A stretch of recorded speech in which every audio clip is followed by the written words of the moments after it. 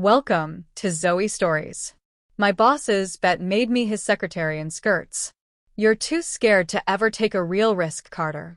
The words echoed in my head long after they'd been said. I stood frozen at the edge of the glossy office floor, the overhead lights harsh against the steel and glass skyline of downtown Chicago.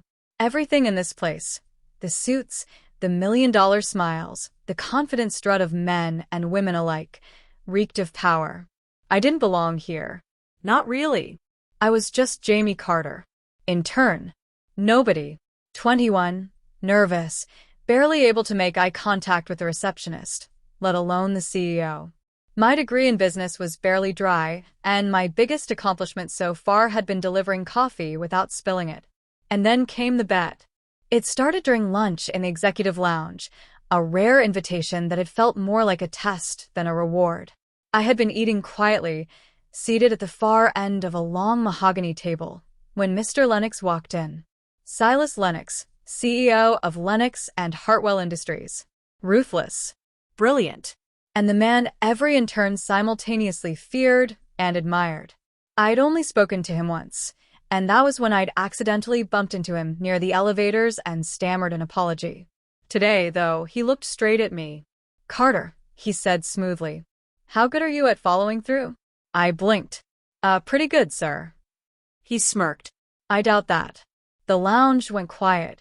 Some of the junior executives were grinning already. I didn't know it then, but this was a game Lennox played often. Find someone timid, prod them, push them, expose them. See if they'd break. "You look like someone who plays it safe," he continued. "Tell me, would you take a dare?" Something uncomfortable. My stomach dropped. "Depends on what kind of dare." He leaned back in his chair, sipping from his espresso. "A simple one. 1 week. You take the role of my personal secretary, Vanessa's role. Her duties. Her office. Her wardrobe." Laughter erupted around the room. Not from Vanessa, though. She sat across the table, legs crossed neatly, her red nails tapping her glass. Her expression was unreadable, somewhere between amused and intrigued.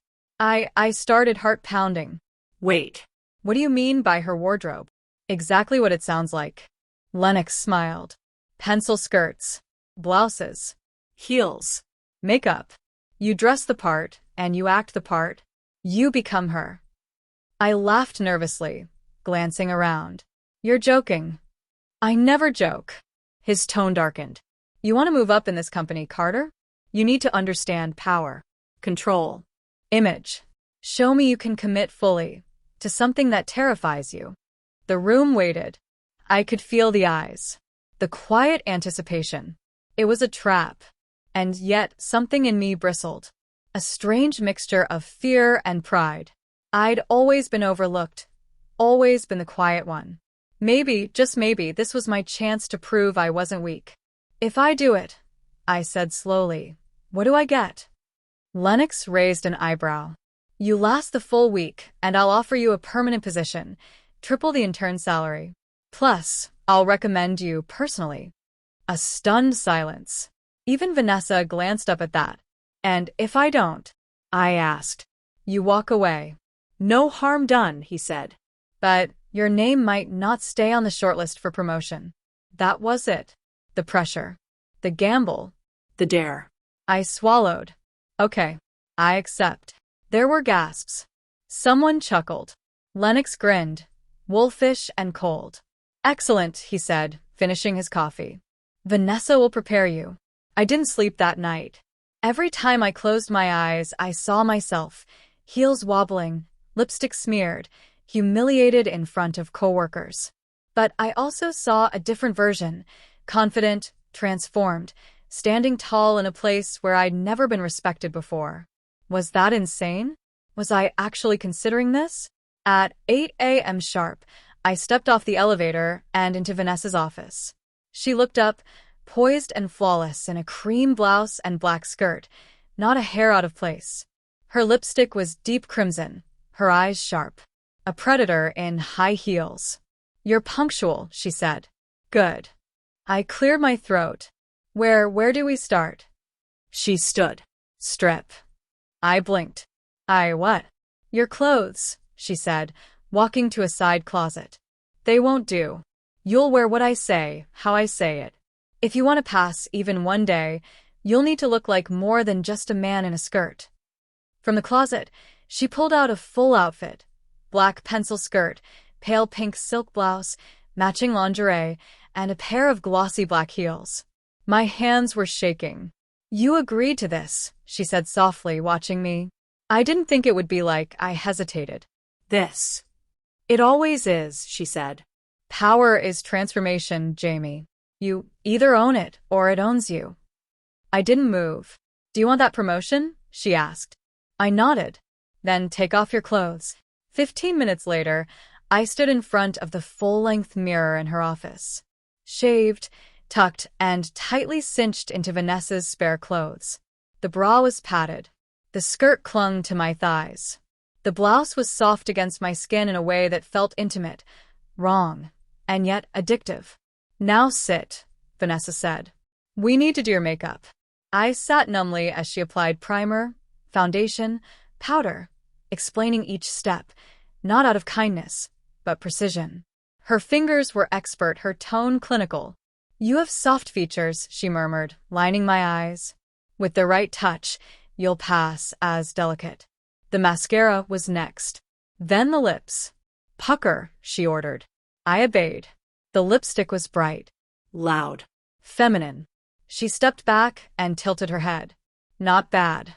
You'll need to learn to smile differently. Hold your posture. Cross your legs without looking awkward. I looked at myself again. I didn't recognize the person in the mirror. This wasn't a joke anymore. At 9:15 a.m., Jasmine Carter reported to Mr. Lennox's office. My heels clicked on the tile as I walked, unsteady, heart racing. Every step felt like a performance. Every movement a lie. Mr. Lennox looked up from his desk as I entered. For a moment, his expression didn't change. Then, a flicker of amusement curled across his lips. Good morning, Jasmine, he said. You're punctual. I wanted the floor to swallow me whole. Good morning, sir, I said, voice shaking. Smile, he added. I forced one. Much better, he said, his tone cool. Now, let's get to work. The elevator doors slid open with a soft ding, and I hesitated before stepping out. My heels wobbled slightly, but Vanessa's firm grip on my wrist kept me upright. Her nails, sharp, painted a deadly shade of wine red, dug slightly into my skin. Not hard enough to hurt, but enough to remind me I wasn't in control. Not anymore. Chin up, she said without looking at me. You're not Jamie today. You're Jasmine. Jasmine Lennox. Secretary. Efficient. Elegant. Silent and less spoken to. I nodded mutely, struggling to keep my skirt from riding up. Everything felt wrong. The bra's underwire digging into my ribs. The lace panties riding too high. The blouse too sheer. The lipstick too bright. My entire existence had been painted, cinched, and powdered into submission. My throat felt tight. I wasn't ready for this. And yet, here I was, heels clicking as I followed Vanessa through the bustling lobby of the Lennox Tower. We stepped out into the summer heat, the glass doors hissing shut behind us. I instinctively tried to shrink, to disappear into the crowd, but Vanessa kept a firm pace. Every step she took was a statement. Confident. Sexy. Commanding. Me? I was barely able to walk in a straight line.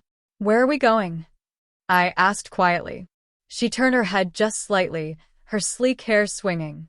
Lunch, remember? Mr. Lennox gave me instructions. Public lunch.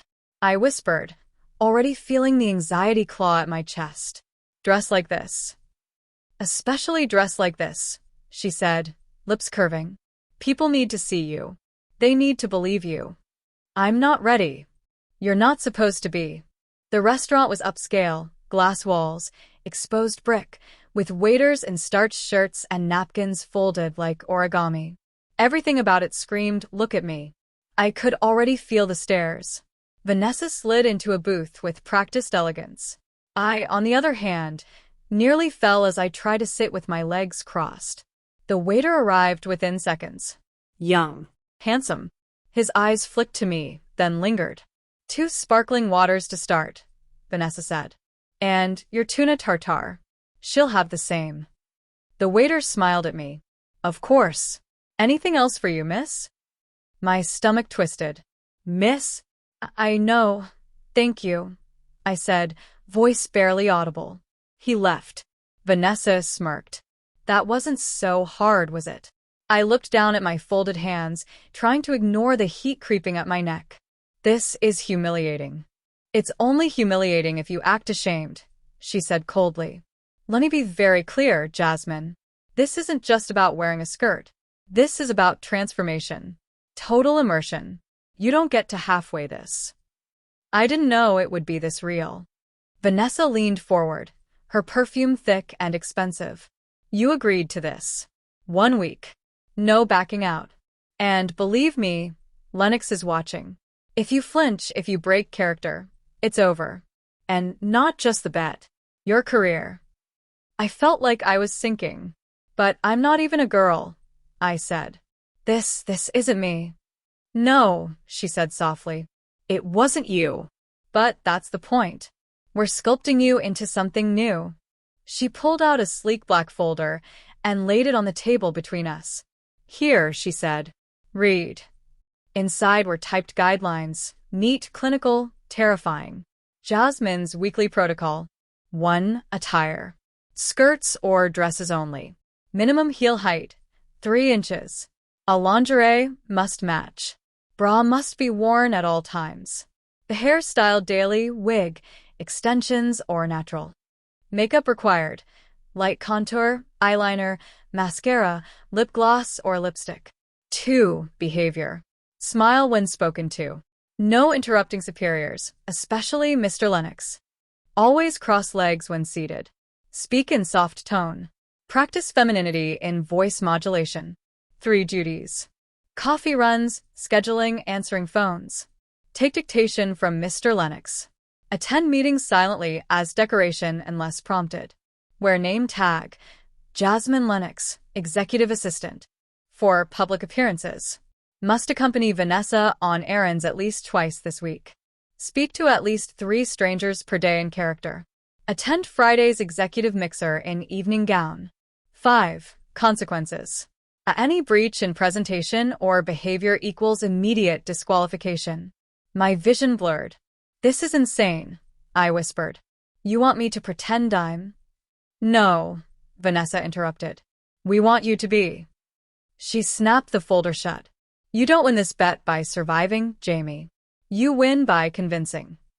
I could barely breathe. My entire body felt alien. My own voice a stranger. But worst of all, deep, deep down, a flicker of something stirred. Not fear. Not shame. Something darker. Stranger. Curiosity. Back in the office, Vanessa didn't give me a break. We spent the next 2 hours doing posture drills, back straight, chin tilted, one hand on hip. She forced me to walk the length of her office in heels again and again, correcting my sway, criticizing my posture. You don't walk in heels, she said. You glide. Like you know every pair of eyes is on you. My feet throbbed. My thighs burned. Sweat beaded on my brow, ruining the makeup she'd reapplied. But I didn't stop. Somewhere between the 7th and 10th lap, something shifted. I caught sight of myself in the mirrored panel beside her desk. Hair slicked back into a neat, feminine bun. Pink, lips parted. Eyes wide, lined, framed with lashes. Skirt tight against my hips. I looked like I belonged. That terrified me more than anything else. By 6 p.m., I was finally released. Vanessa handed me a shopping bag with fresh lingerie, spare stockings, and makeup wipes. Be here tomorrow at 7:30, she said. We're going to practice phone voice. And manners. I grabbed the bag and turned to leave. And Jasmine, I looked back. You did better than I thought you would, she said. But don't get cocky. This isn't a game. It's a war. I didn't sleep that night. I tried. I really did. But every time I closed my eyes, I saw her. Not Vanessa. Not anyone else. Her. Me. In the mirror. Lipstick too bright, lashes too long, skirt too tight. Jasmine, the girl I had become. And the worst part wasn't the fear, or even the embarrassment. It was the strange, twisted, terrifying realization that I didn't entirely hate it. The next morning, I was back in Vanessa's office by 7:27 a.m. sharp. She was already waiting, perfectly dressed in a navy sheath dress and nude pumps, coffee in one hand, tablet in the other.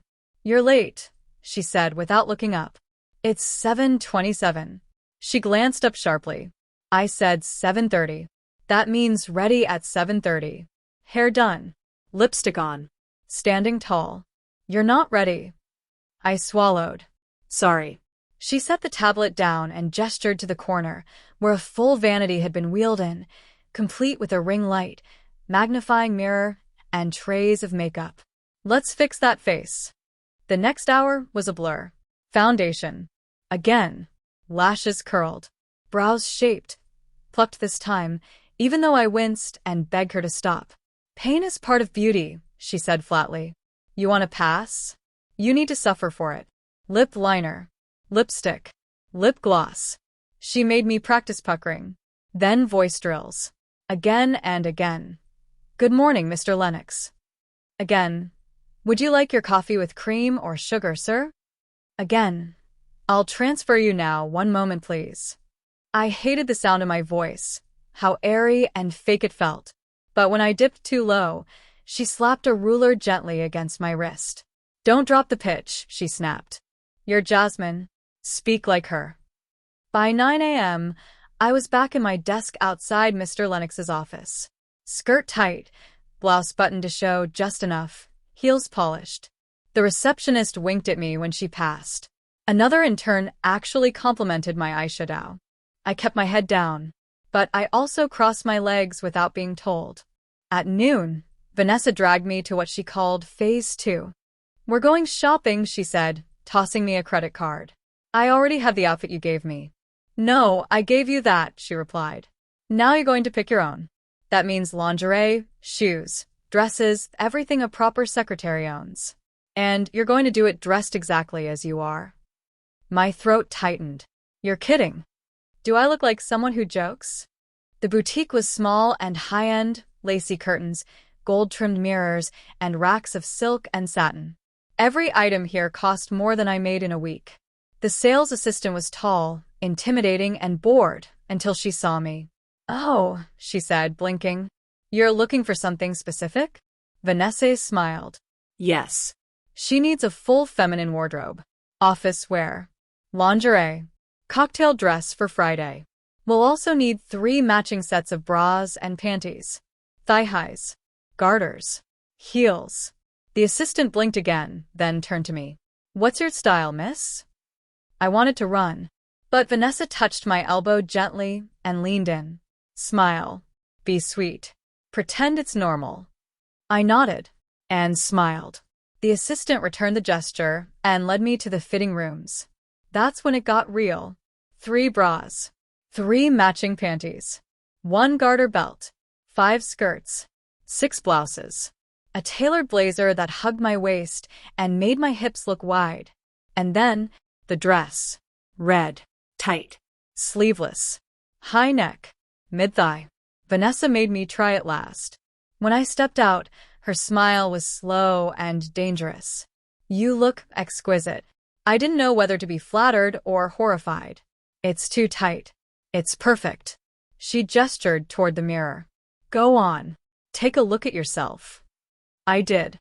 I shouldn't have, because something in me cracked when I saw her.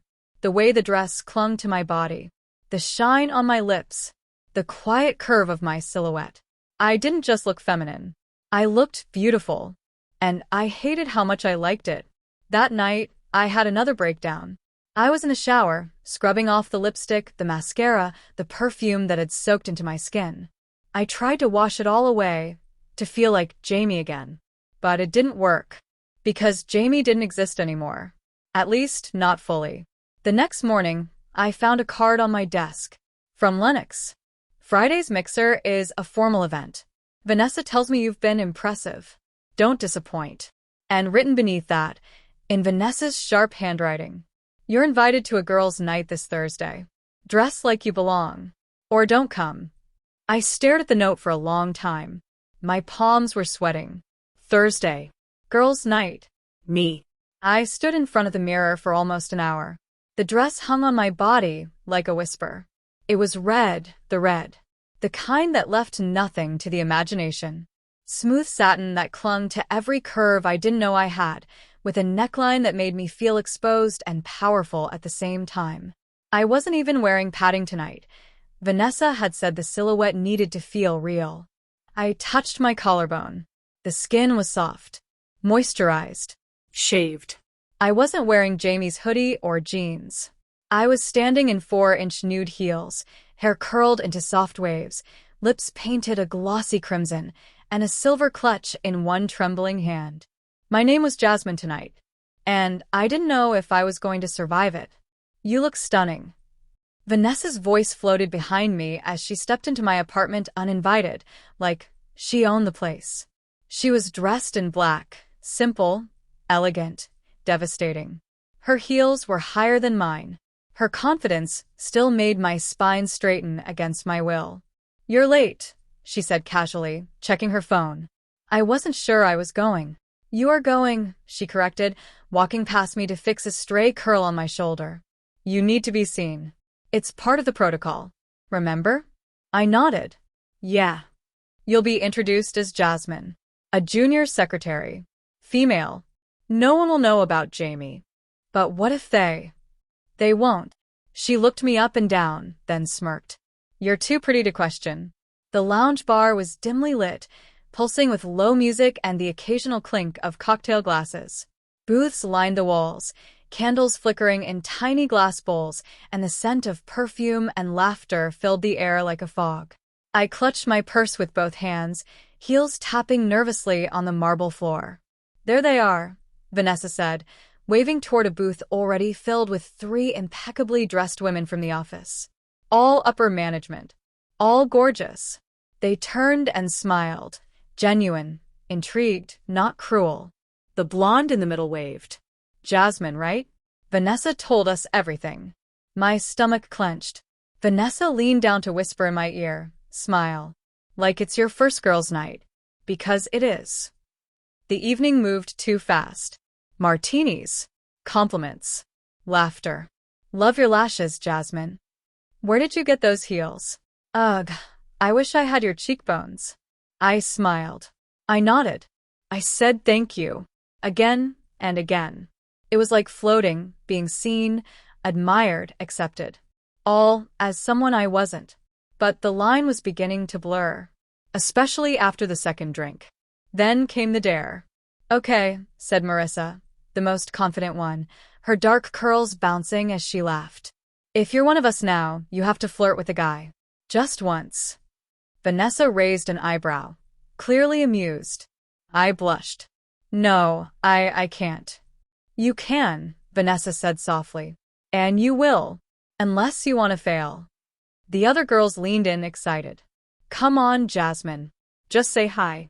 Bat your lashes. Use the voice. My throat was dry.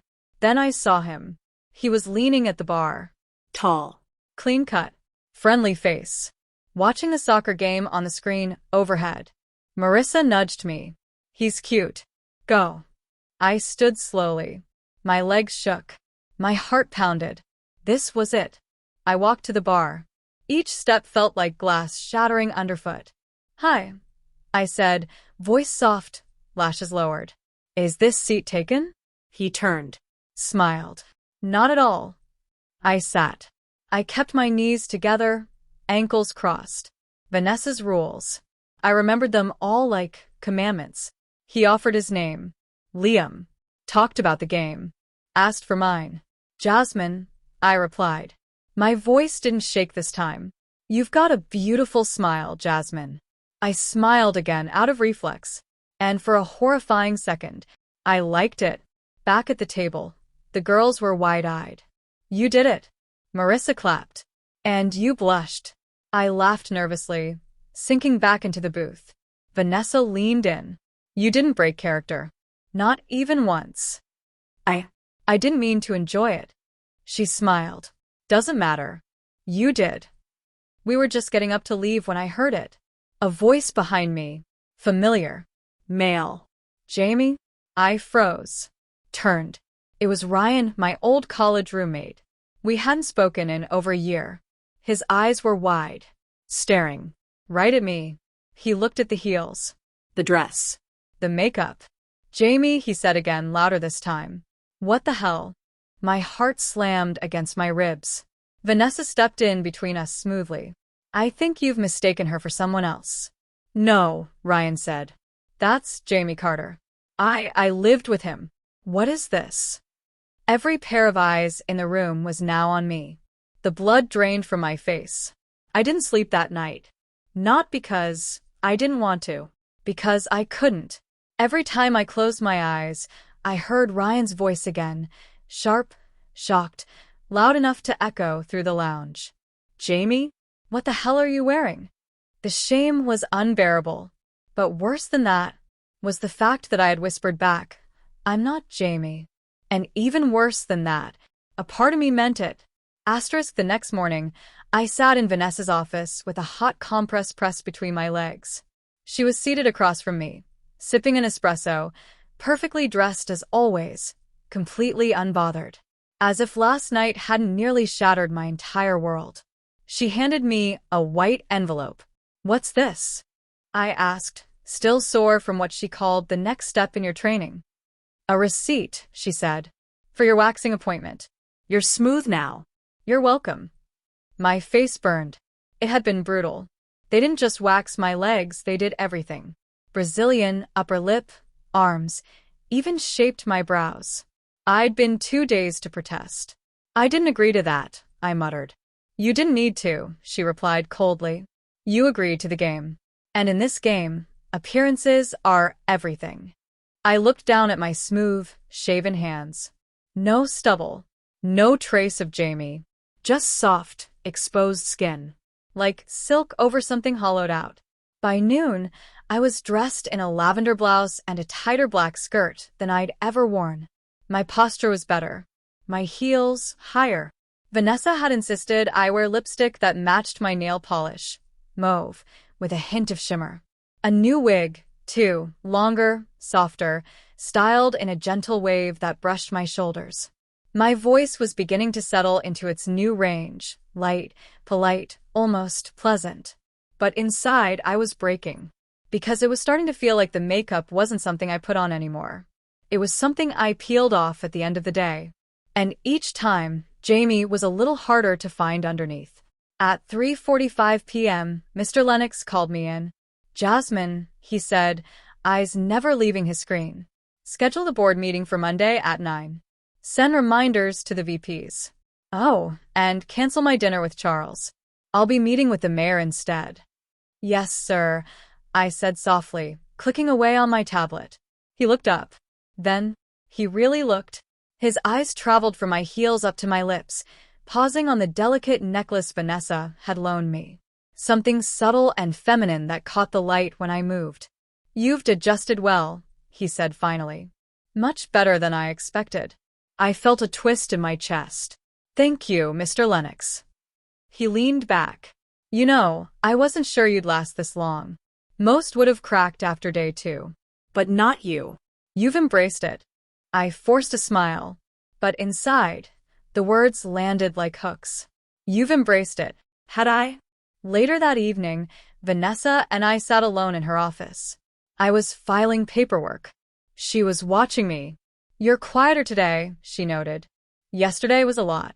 You handled it well. I didn't answer. After a long silence, she asked, Do you regret saying it? Saying what? That you weren't Jamie. I hesitated. Yes. Of course. I should regret it. Right? But when I opened my mouth, I said nothing. She leaned forward. You know what I think, she whispered. I didn't look at her. I think a part of you liked it, she continued. Being seen. Being pretty. Being herself. I stood suddenly, pushing back the chair. My breath was shallow. I'm going home, I said quickly, grabbing my coat. Vanessa didn't stop me. She just smiled. Wear the silk chemise I gave you to bed tonight, she called after me. Trust me, it'll feel more like you. At home, I sat on the edge of my bed, staring at the lingerie folded neatly in the bag. It was pale pink. Soft. Lacy. Something you'd give a girlfriend. Something you'd never associate with Jamie Carter, in turn. I told myself I was just going to look at it. Then I told myself I'd just try it on. Just once. Just for a moment. 10 minutes later, I was lying in bed. The sheets cool. The chemise clinging to me like it belonged. My legs were smooth. My lips still faintly glossed. And for the first time in days, my body felt still. My mind, silent. Like I'd finally stopped running. The dress shimmered under the soft vanity lights like moonlight made of silk. Silver. Strapless. Backless. Clinging in all the places I still didn't know how to own. Vanessa zipped me up from behind, her fingers slow and deliberate. "This is a statement," she said, tugging the fabric into place. "It says, I'm not here to assist. I'm here to be seen." I looked at myself in the mirror. Lashes long, lips painted a deep plum, shoulders bare and smooth. My collarbone shimmered with highlighter. A diamond pendant rested just above the swell of my modest cleavage, courtesy of a gel insert bra Vanessa had expertly positioned. I didn't look like a boy pretending anymore. I looked elegant, delicate, dangerous. And it scared me. "Are you sure about this?" I whispered. Vanessa met my eyes through the mirror. "No," she said. "But you are." The Lennox and Hartwell Executive Mixer was a black-tie affair held at the company's downtown skyscraper in a private ballroom reserved for partners and people of potential. Before tonight, I would have been assigned to serve drinks. Tonight, I walked in as a guest. As Jasmine. Every click of my heels echoed louder than my heartbeat. The elevator ride to the top floor was suffocating. Vanessa stood beside me like a queen at court. And when the doors opened, the crowd turned to look. The room was a living magazine spread. Sharp tuxedos, designer gowns, clinking glasses, fake laughs that sounded expensive. The moment I stepped in, I could feel their eyes. A few glanced intrigued. Some stared curious. 1 or 2 men held my gaze for longer than they should have. My stomach twisted. My legs wobbled. But Vanessa slipped her arm through mine. "You're doing fine," she murmured. "Smile. Own the room." We were only 5 minutes in when I was approached by a man in a dark blue tux. Early 30s. Confident. Handsome. Brown hair swept back with purpose. He had the eyes of someone used to being heard, and the smile of someone who knew exactly how charming he was. "Vanessa," he said, kissing her cheek. "And who's this?" "This," she said, "is Jasmine. My new protégé." His gaze landed on me like a touch. "Beautiful name," he said, shaking my hand. "I'm Adrian Black, legal counsel." "Pleasure," I said, praying my voice wouldn't crack. He held onto my hand just a second too long. The night blurred after that. I smiled until my face hurt. Nodded at stories I didn't understand. Laughed when others did, hoping I didn't miss the punchline. Vanessa kept me close but not coddled. She let me flounder, just enough to swim. And then, just as I thought I might survive the evening unnoticed, the music changed. Soft jazz faded into a slower melody. Couples moved onto the floor. And Adrian reappeared at my side. "Dance with me?" he asked. I froze. My mouth opened. No words came out. Vanessa gave me the tiniest of nods from behind him. So I stood. And I danced. He led gently. One hand on my waist, the other holding mine like it was made of glass. "You move well," he said. "I'm learning." "You don't sound like you're from around here." "I'm still figuring out where I'm from," I said carefully. He smiled. "A mystery." I blushed. He didn't know. He couldn't know. Could he? The way he looked at me. The way he touched my bare back. The way his thumb brushed mine when the song slowed even more. It felt real. Too real. After the dance, I fled to the balcony, heart racing. The city lights blurred below. My hands shook against the cool railing. I couldn't tell if it was panic or something else. I had danced with a man. Let him touch me. felt his breath near my neck. And I didn't run. I didn't want to run. Was that the makeup? The setting? The illusion? Or was that me? I didn't hear Mr. Lennox approach until he was beside me, holding 2 champagne flutes. He handed me one without a word. You survived, he said. Barely. He glanced at my profile. You look... He paused. Convincing isn't the word. You look complete. I didn't know what to say. Then he turned fully to face me. There's something you should know, Jasmine. I looked up, startled. He only ever used Jamie behind closed doors. I didn't make the bet just to humiliate you, he said, voice lower now. I wanted to see if you could adapt. If you had the guts to shed your shell. You wanted to break me, I whispered. No, he took a sip. I wanted to find you. He stepped closer. His eyes, colder than ever, now glinted with something else. Admiration? Possession? I didn't expect this, he said. But I'm not disappointed. Then he leaned in, kissed me lightly on the cheek. Enjoy the rest of your night, Miss Carter. I didn't go to work the next day. Not because I couldn't, but because I didn't know who I was supposed to be when I got there. Jamie? Jasmine? Something in between? My reflection had stopped giving me answers. Now, it just asked more questions. Vanessa called at noon. You've got an appointment at 3, she said briskly.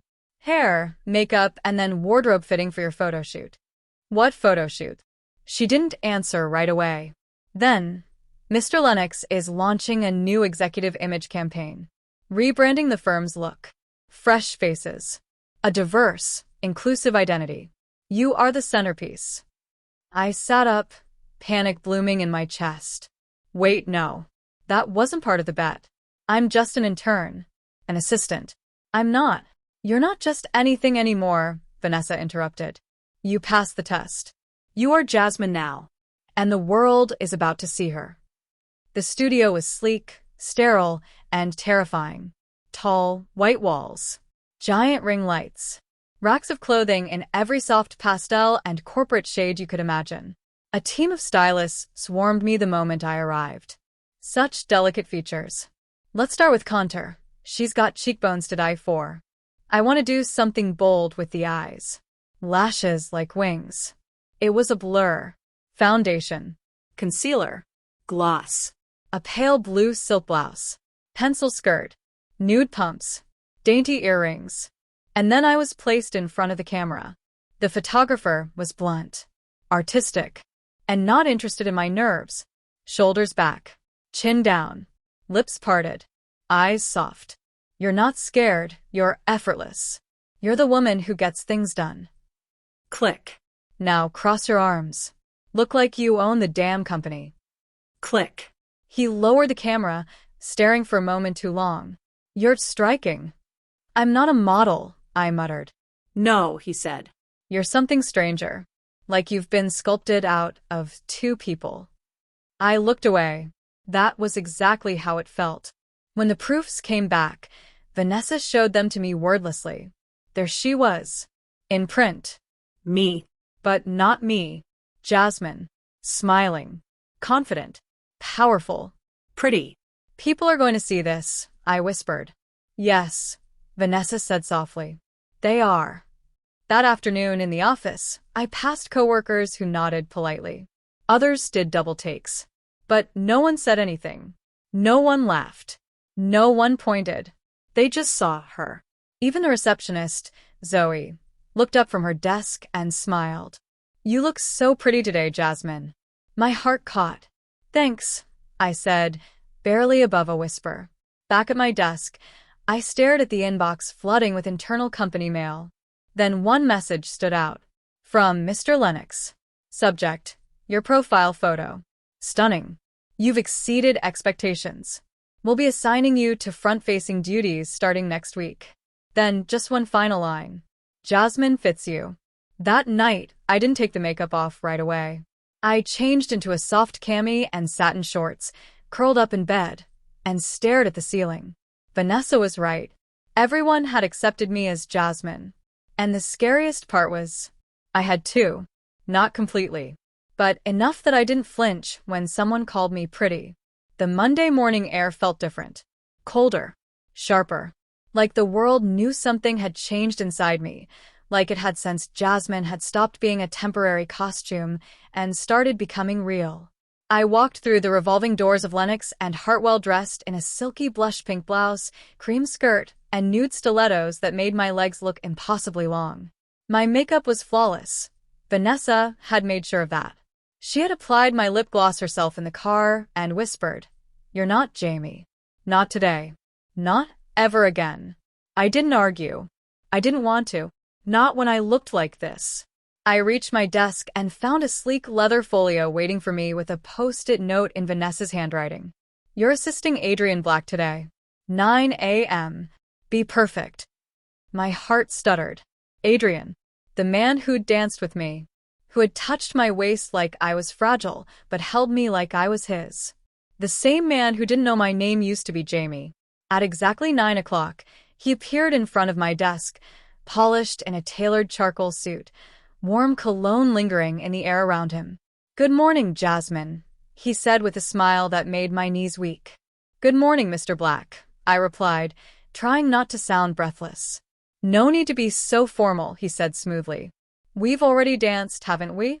My face flushed hot. "I'll be briefing a new client today. Vanessa said you'd be assisting." "Yes, of course," I said, grabbing my tablet and standing a little too quickly. He held out his arm. "Shall we?" I hesitated for half a second, then slid my arm through his. His hand grazed mine. Warm. Steady. And suddenly the heels didn't feel so hard to walk in. The meeting was intense. A high-end real estate magnate and his icy wife. Adrian handled it all with that smooth, professional charm, leaning forward just enough to seem eager, laughing at the perfect moment, and always turning to me when he needed a figure or a file. Every time he said my name, Jasmine, something tugged in my chest. Like the old version of me was getting fainter. Like Jamie was fading behind the walls of my own voice. And when the clients finally left, satisfied and shaking Adrian's hand, he turned to me and said, "You are perfect." "Thank you," I murmured. He stepped closer. His hand landed on my lower back. "Have dinner with me," he said. I blinked. "What?" "Tonight. Nothing fancy.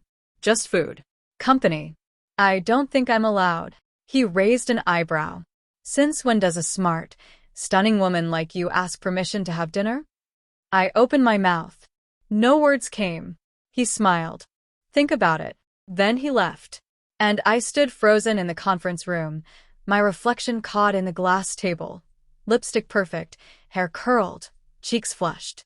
I looked like a woman a man would ask out. Because I was one. Or, at least, I looked the part. I didn't tell Vanessa.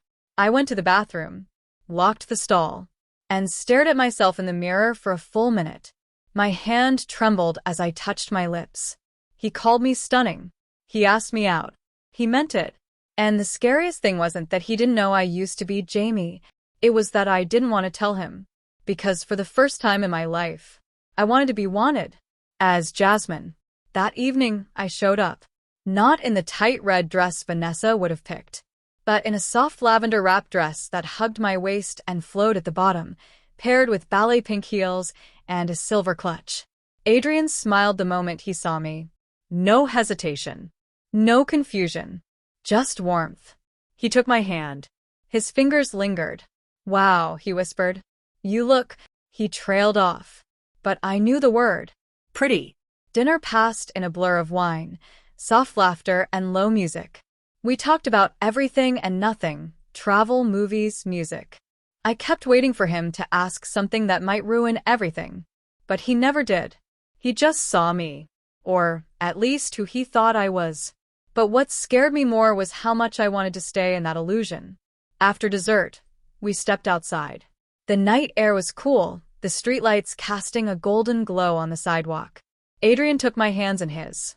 "Can I kiss you?" I should have said no. I should have run. But I didn't. I let him. Soft. Gentle. Real.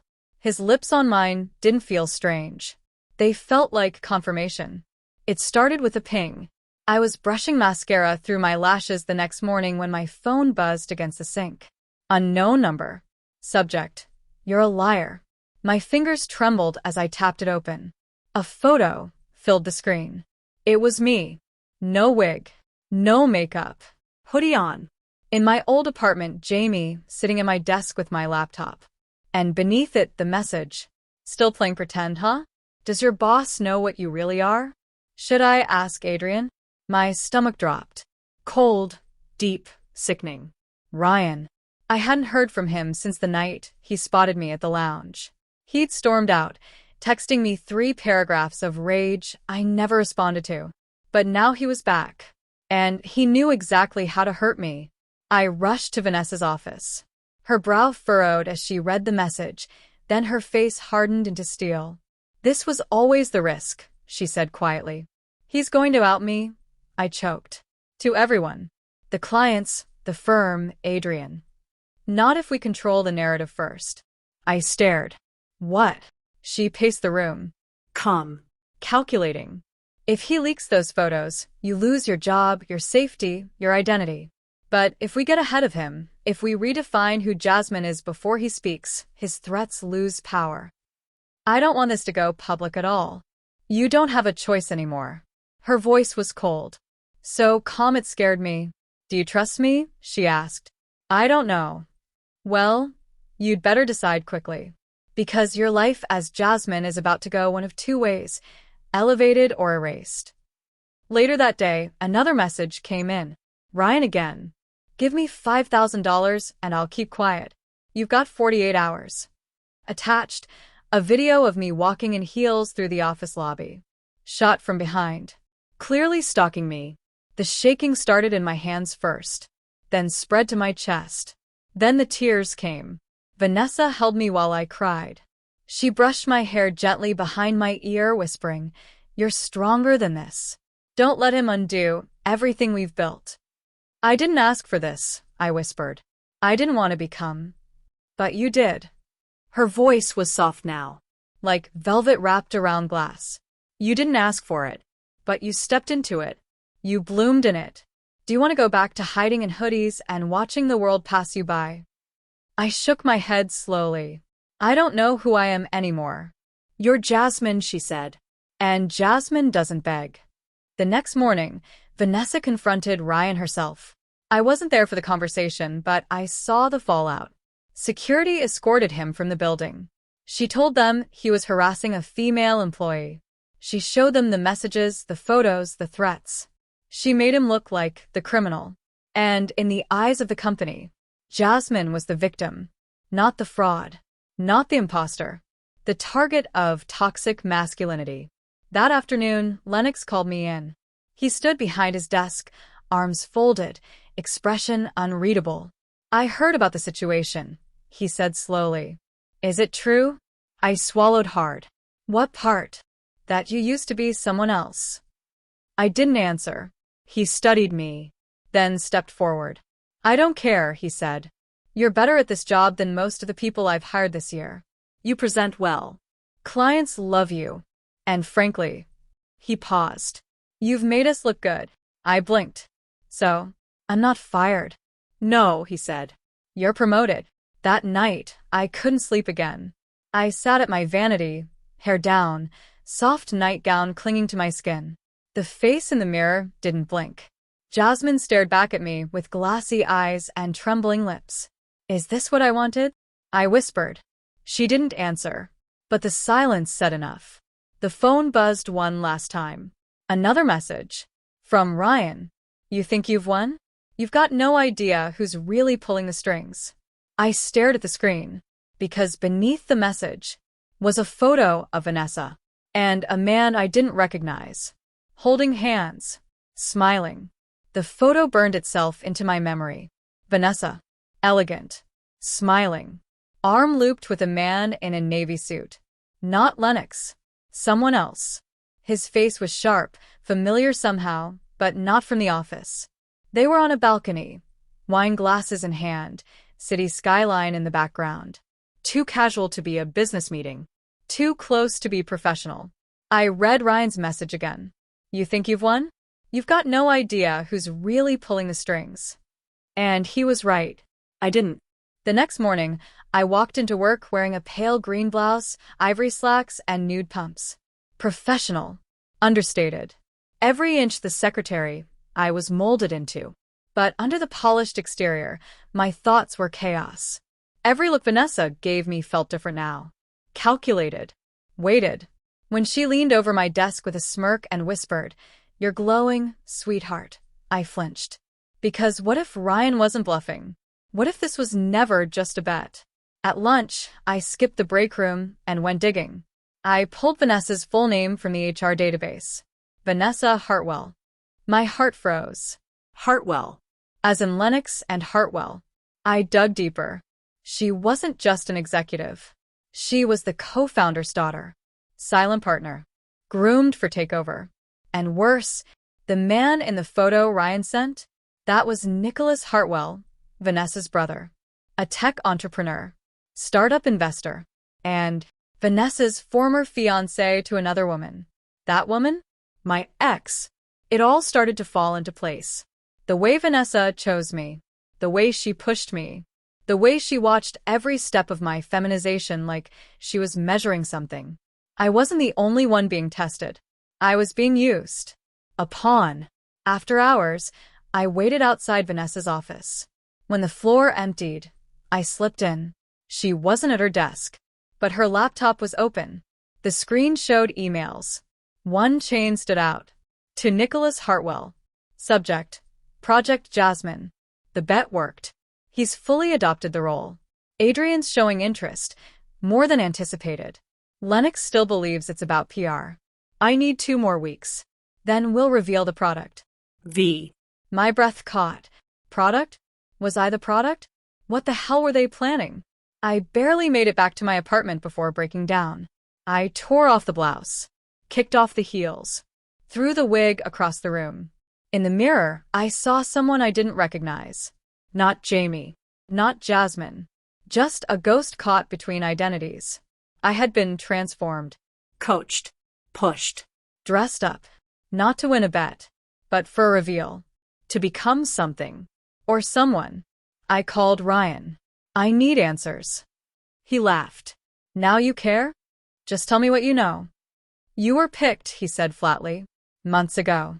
After your ex dumped you, Vanessa found out who you were. And who you used to be with. And she built this whole transformation to humiliate both of you. You're her revenge fantasy. That's not true, I whispered. Oh, it is, he said. She wanted to prove a point, that any man can be molded, packaged, feminized. She was going to debut you as Jasmine Carter at some Women in Tech gala next week.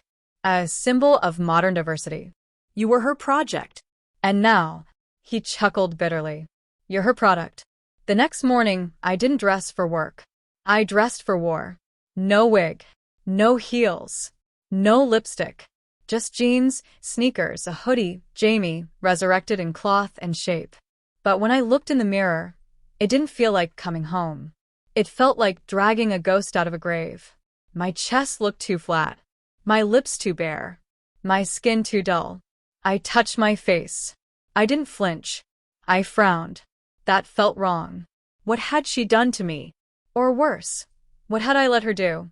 I stormed into Vanessa's office unannounced. She looked up from her desk, eyes narrowing with disapproval. Jamie, she said coldly. Or should I say, Jasmine in hiding. I threw the printed emails on her desk. Don't you dare play word games with me.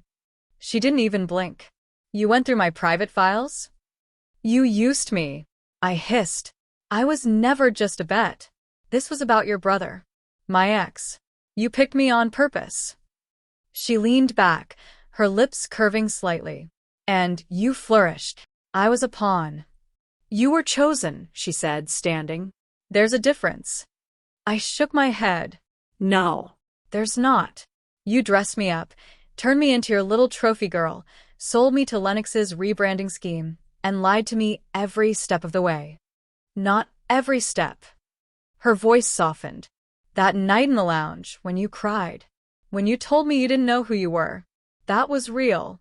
I didn't force that. I didn't script it, and I didn't make you kiss Adrian.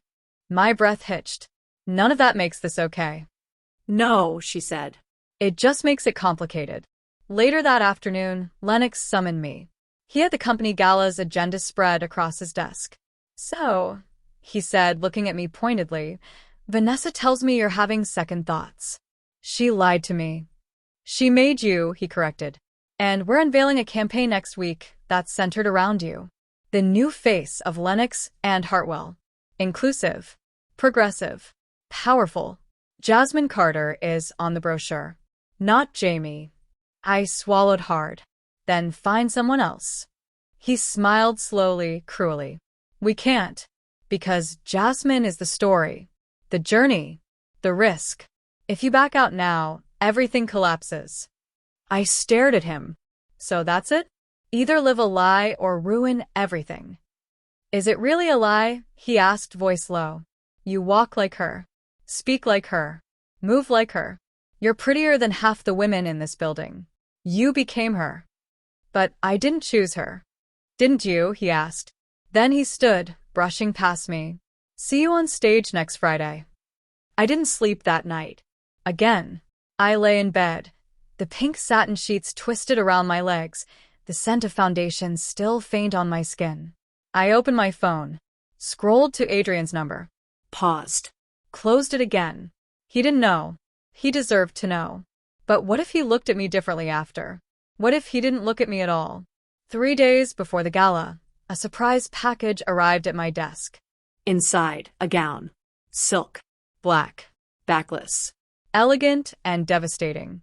And a note, in Vanessa's handwriting. You can still walk away. Or you can walk into the spotlight and own it. No more pretending. Just power. V. I stared at the dress for a long time. It wasn't just a costume.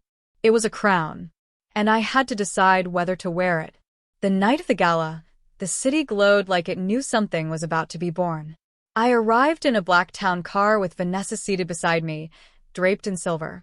Her eyes, usually cold and calculating, looked quietly proud as they scanned me head to toe. You're stunning, she whispered. I didn't answer. I was too busy breathing.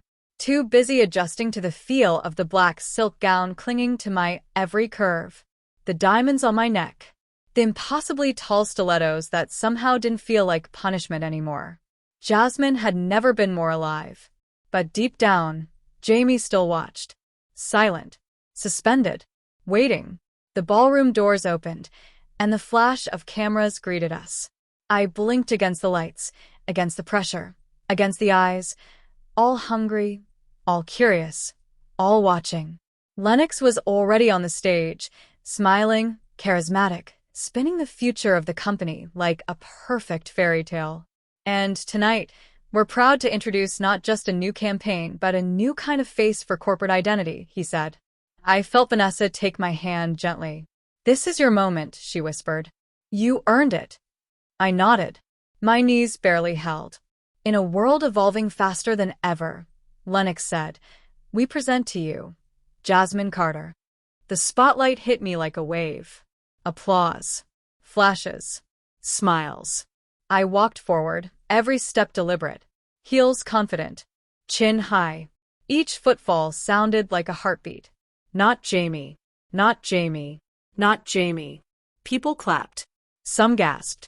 And when I reached center stage, I turned toward the audience. And I smiled. After the speech, I was surrounded. People wanting to talk. To meet me. To shake my hand. Compliments. You're radiant. So poised. An inspiration.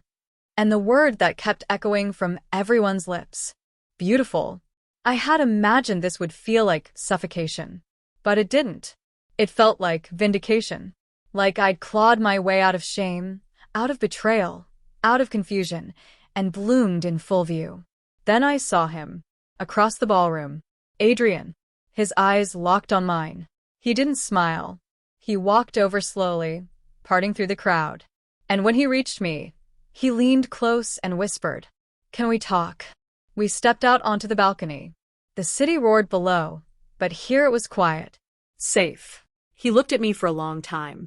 I know, he said finally. My chest tightened. I should have told you. Let me finish, he interrupted. I know who you used to be. I know your name wasn't always Jasmine. I looked away. Did Vanessa tell you? No, he said. Ryan did. 2 days ago. He tried to ruin you. Did he succeed?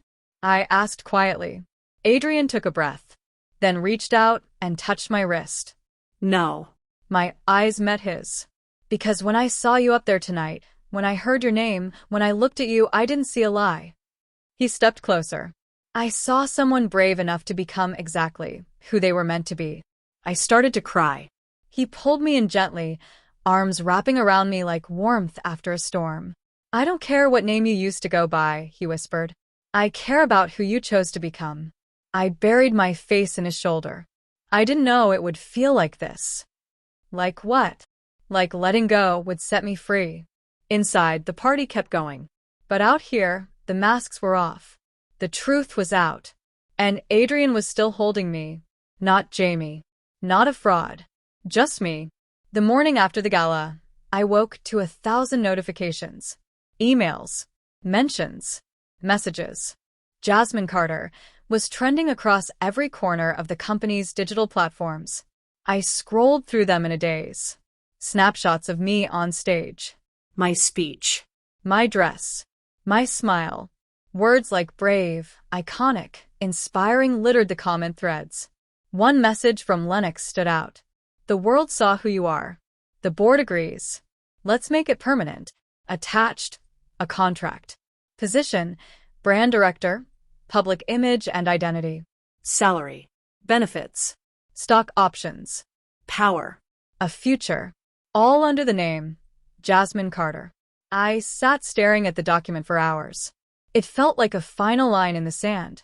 Signing it meant killing off Jamie in every legal, social, and professional way possible. But hadn't I already done that? When I kissed Adrian. When I let Vanessa name me. When I walked onto that stage. The woman in the mirror. Full lashes, soft lips, the faint curve of my hips beneath silk pajamas was no accident. She was the result. Not of manipulation, but of choice. I signed. Vanessa came to my apartment later that day. She read the news in my eyes before I said a word. You accepted. I did. She nodded slowly, then walked to my vanity, picking up one of my old lipsticks. I was hard on you, she said softly. I pushed too far. You used me. I shaped you. And you lied. Vanessa looked at me then, truly looked. I wanted to create someone powerful. Someone beautiful. Someone unforgettable. Her voice cracked. You were my revenge at first. But then you became something more. I stepped forward, took the lipstick from her fingers. I became something more. She nodded, then whispered, I'm proud of you. At work, everything changed. My new office, my new title, a small team under me.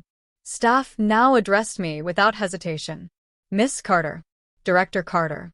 Vanessa stepped back from the spotlight. Lennox praised me publicly. And the story of Jasmine Carter's journey became the firm's best PR win in years. But what surprised me most was how good it felt to lead. Not hide, not pass. Lead. In heels, in dresses, in confidence. Adrian and I met for dinner again. This time, it wasn't a question of, can we talk? It was a celebration. He brought flowers. I wore a flowing red dress. We sat close, touched often, laughed like old lovers. But as dessert arrived, he leaned in and asked something unexpected. Do you miss him? Who? Jamie. I stared down at the plate between us. I think about him sometimes, I said honestly, about how scared he was, how small he felt. Adrian reached across the table and touched my hand. He doesn't seem small now. He's not, I said quietly. He became someone I'm proud of. But peace never lasts. 3 weeks after the gala, a message came. Blocked number. No subject. Only a video. I hesitated, then played it. Jamie. Footage of me. 2 months ago. Crying in the break room. Wig off. Makeup smeared. And a voice, Ryan's voice, whispering. You can lie to everyone, Jasmine. But your past is still out there. And I'm not done. The walls felt thinner now. Every footstep in the hallway outside my office made me flinch. Every whisper between colleagues sent my stomach into a quiet spiral. What did they know? What would Ryan do? He hadn't messaged again.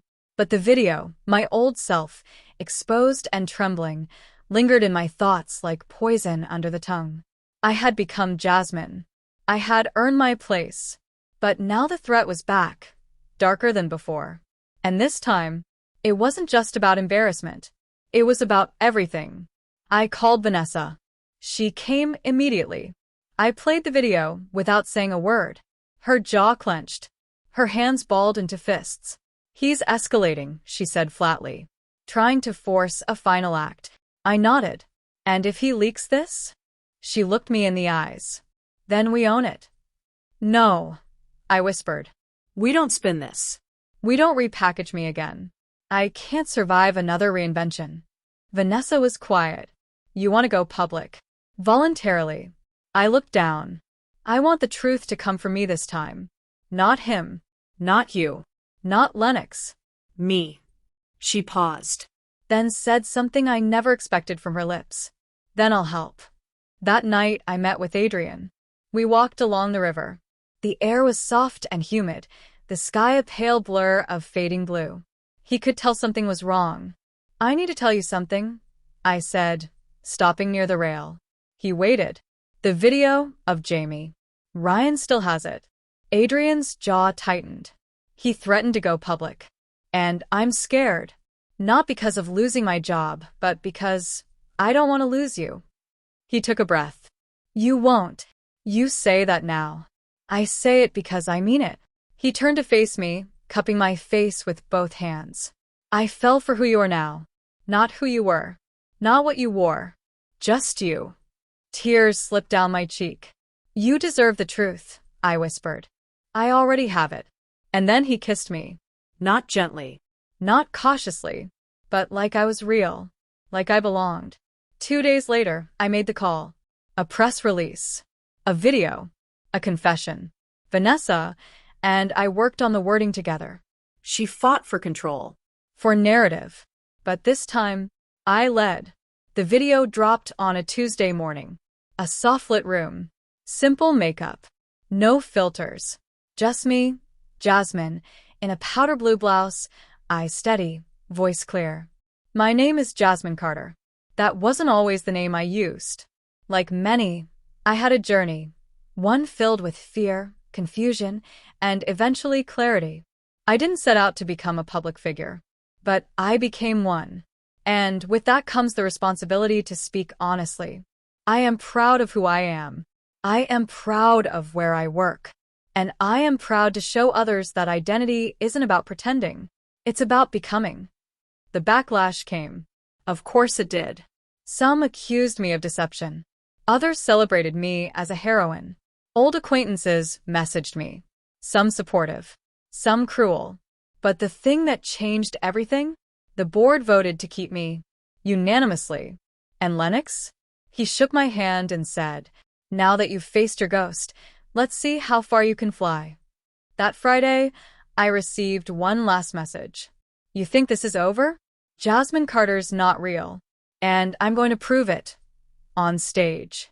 Sunday. Remember that Women in Tech panel you're headlining? I'll be there." My blood ran cold. He was coming for my face, my voice, my body, all in public. To humiliate me. To rip away what I had built. Sunday. The city was still, the streets quiet, but inside the Grand Horizon Convention Center, lights blazed and voices buzzed. Women from every industry filled the ballroom. Executives, creatives, journalists, engineers. The annual Voices of Women in Tech Summit had never drawn this much attention. Not until they announced the keynote. Jasmine Carter. I stood backstage, heart pounding, the silence before my entrance vibrating through my spine. My hands rested on the smooth fabric of my dress, a cream-white power gown, shoulder-bearing, cinched at the waist, professional, striking, unapologetically feminine. Vanessa stood beside me, unusually quiet. "You don't need to be perfect," she said softly. I turned to her. "I don't want to be perfect," I said. I want to be real. Then the announcement came. Please welcome our keynote speaker, Jasmine Carter. Applause. Cameras. 1,000 eyes. I stepped forward. Every heel click echoed like a drumbeat in my chest. I took the stage. Took a breath. And began. My name is Jasmine Carter. You may have seen the headlines, the campaigns, the controversy. What you don't know is the truth behind all of it. I wasn't born with this name. I wasn't raised to wear dresses or heels or makeup. But I learned them. Not because I was forced to, but because I was shown a mirror, and for the first time I didn't hate what I saw. Becoming Jasmine didn't erase who I used to be. It built on it. Like code rewritten. Like a system upgraded. Not to fool the world, but to finally belong in it. There was a pause. Silence. Then, from the very back of the room, a voice. You're a fraud. Ryan. He stepped out of the crowd, dressed in a suit, holding a tablet. He raised it toward the giant screen behind me, and suddenly, the video began to play. Me. Crying. Wig off. Mascara smudged. A shell. The rawest, most broken version of me. 1,000 heads turned. 1,000 breaths caught. But I didn't look away. I didn't run. I turned toward the screen. And said, yes. That was me. Gasps. Ryan froze. And I kept speaking over the video. That was me on the first day. I realized I might not be a lie. That I wasn't pretending. That I had permission to become someone else. Someone stronger, braver, and yes, more feminine. The crowd began to murmur. I stepped closer to the edge of the stage. I've cried. I've stumbled. I've been scared out of my mind. But I never faked this. I earned it. And if anyone here has ever been told they don't belong because of who they are, who they love, or how they express themselves, then you already understand who I am. And why I'll never apologize for it. Silence. Then applause. It started slowly. One person. Then another. Then the entire ballroom stood up clapping. For me. For Jasmine. Ryan? Security escorted him out. Not because he was dangerous, but because the crowd had turned on him. Because the moment he tried to strip me of my identity, he only proved how deeply I had claimed it. Her eyes were wet. You didn't just survive, she said. You conquered. I nodded, chest still heaving. No more hiding, I whispered. Then don't, she said. From now on, you walk like the woman who built herself from fire. 1 week later, the world had changed. Or maybe I had. But it felt like the air itself moved differently now, less like resistance, more like wind at my back. My inbox was filled with offers. Panels. Interviews. Brand partnerships. Adrian had stayed by my side. Through it all. But it wasn't the noise that stuck with me. It was the silence. The silence in the morning when I looked in the mirror, brushed on mascara, and didn't flinch. The silence of not fighting with myself every second. The silence of peace.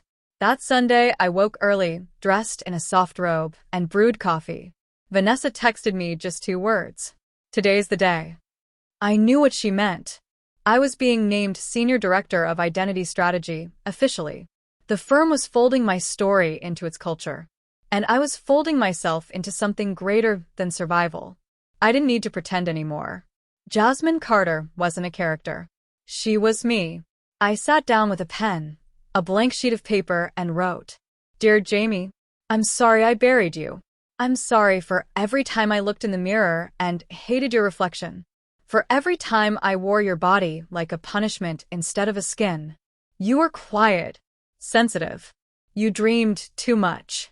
You wanted to belong so badly, you let others shape you into anything they needed.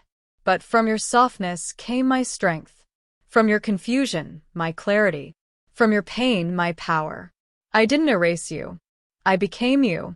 Just evolved. So thank you for surviving long enough for me to arrive. With love, Jasmine. At the company event that night, I stood beside Vanessa and Lennox. Cameras flashed. Applause swelled. But my eyes found one person in the crowd. Adrian. Smiling. Proud. In love. Later, he found me on the terrace. The skyline glittered behind him like a blessing. He kissed me, then reached into his coat pocket. A box. I froze. No, I whispered, laughing through the tears. You're not. I'm not proposing, he said, grinning. Not yet. I laughed harder. You ass. But I am asking you something. He opened the box. Inside, a delicate bracelet, engraved with 2 words. Becoming her. I don't need you to promise forever, he said. Just promise to stay true to her. Always. I nodded, then slipped the bracelet on. I already have. That night, I walked into my apartment alone, kicked off my heels, unzipped my dress, stood in front of the mirror. The makeup was smudged. My hair was messy. My eyes were tired. And still, I looked beautiful. Not because I was polished, but because I was whole. Because Jamie wasn't my shame. He was my foundation. And Jasmine? She was my becoming.